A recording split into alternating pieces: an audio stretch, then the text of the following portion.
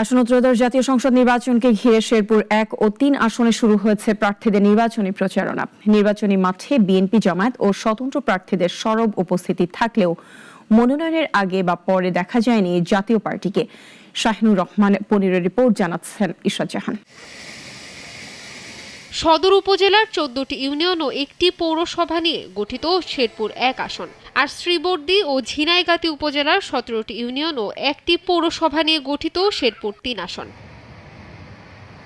ত্রয়োদশ জাতীয় সংসদ নির্বাচনকে ঘিরে এই 2 আসনে শুরু হয়েছে প্রার্থীদের প্রতিশ্রুতির ফুলঝুরি ও নির্বাচনী প্রচারণা। চায়ের দোকান থেকে শুরু করে হাটবাজার সর্বত্রই এখন চলছে নির্বাচনী ডামাডোল। শেরপুর 1 আসনে দলীয় মনোনয়ন পেয়ে মাঠে সক্রিয় প্রচার প্রচারণা চালাচ্ছেন জেলা বিএনপির যুগ্ম আহ্বায়ক ডাক্তার সানসিলা জেবরিন প্রিয়াঙ্কা। জামাতে ইসলামীর হয়ে লড়ছেন রাশেদুল ইসলাম। দুইজনই প্রতিশ্রুতি দিচ্ছেন শেরপুরকে ঢেলে সাজানোর। কৃষক চাচাদের জীবন মানের উন্নয়ন, যুব সমাজের কর্মসংস্থানের ব্যবস্থা, আমার মা বোনদের জন্য কর্মসংস্থানের ব্যবস্থা, এগুলোর পাশাপাশি আমি ছোটদের জন্য স্কুল, কলেজ এবং বিশেষ করে বেকারত্ব হার দূর করার জন্য ভোকেশনাল ট্রেনিং সেন্টার থেকে শুরু করে প্রত্যেকটা সেক্টরে উন্নয়ন করতে চাই। জনপ্রশাসনে যদি স্বস্তি আনতে পারি, তাহলে আমরা যে কোনো উদ্যোগ, যে কোনো প্ল্যান বাস্তবায়ন করতে পারবো ইনশাআল্লাহ।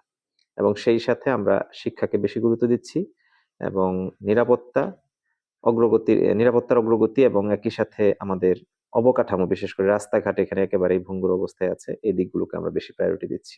এদিকে স্বতন্ত্রভাবেই লড়ছেন বিএনপি নেতা শফিকুল ইসলাম মাসুদ।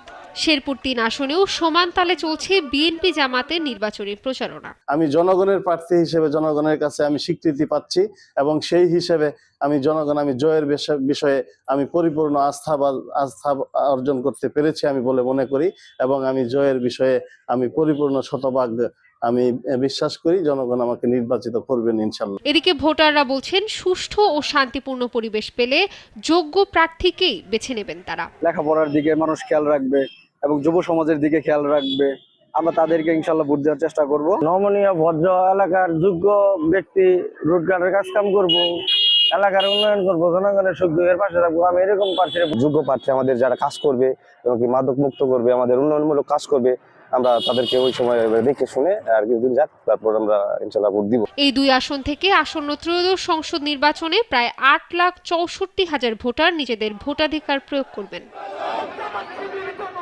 ইশরাত জাহান, নাগরিক।